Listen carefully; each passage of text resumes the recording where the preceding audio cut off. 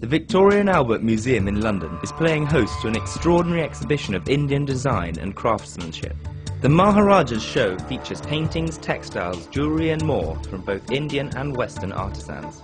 It places these artefacts in a historical timeline which shows the development of Indian culture over 200 years. The exhibition, of course, is called Maharaja, which is a very evocative term.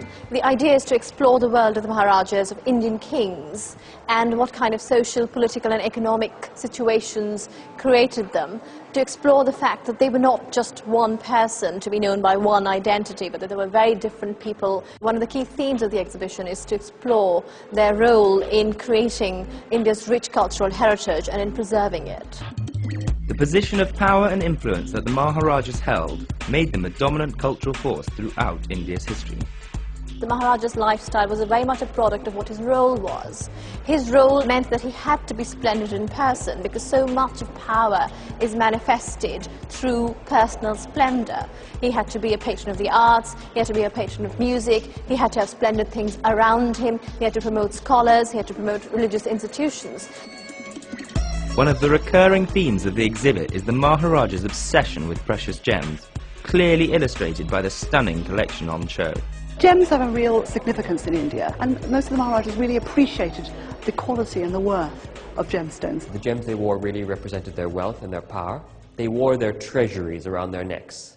Whether they were ordering from Cartier or whether they were ordering from their own court jewelers, they always led taste and were always very discerning patrons.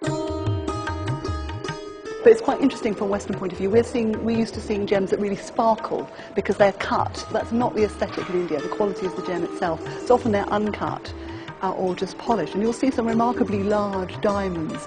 And you'll see a wonderful sword that we have on display that was given by the Maharaja of Jaipur to Edward VII to mark his coronation in 1903. Again, studded with 719 diamonds.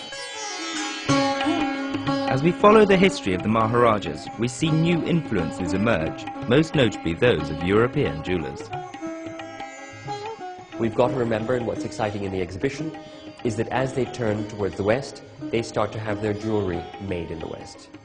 So they move from traditional Indian jewellery to jewellery by Van Cleef or Cartier or Chaumet or Boucheron.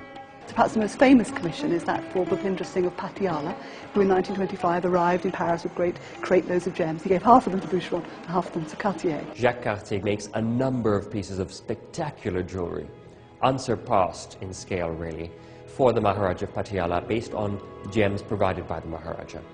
And the centre of this great commission is the Patiala necklace, multiple strands of beautiful, substantial diamonds, with 3 Burmese rubies and a 235-carat yellow diamond in the middle. And it was a tour de force of jewellery made in 1928, which has been celebrated ever since it was made.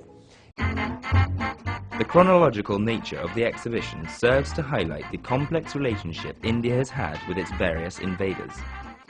Indian design is constantly changing based on new invaders, new influences that are coming into India. And so you see that in the earlier sections, which is very strong Mughal influence. And then when you, as in the 18th century, in the 19th century, very, very strong Western influence, specifically British influence in Indian design.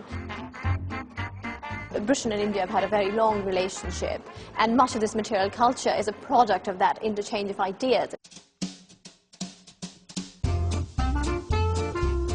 What happens is that from the late 18th century onwards, we see the British gradually coming to dominate India. The net result of that is that the Indian princes are Western educated and they become Westernized.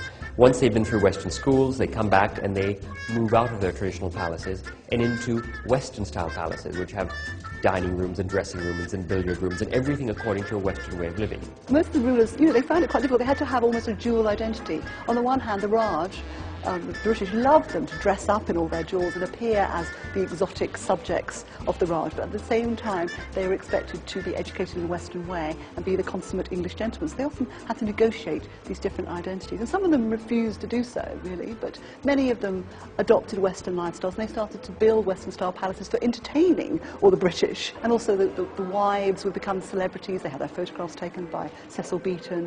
And of course this influence has a very, very strong political element to it.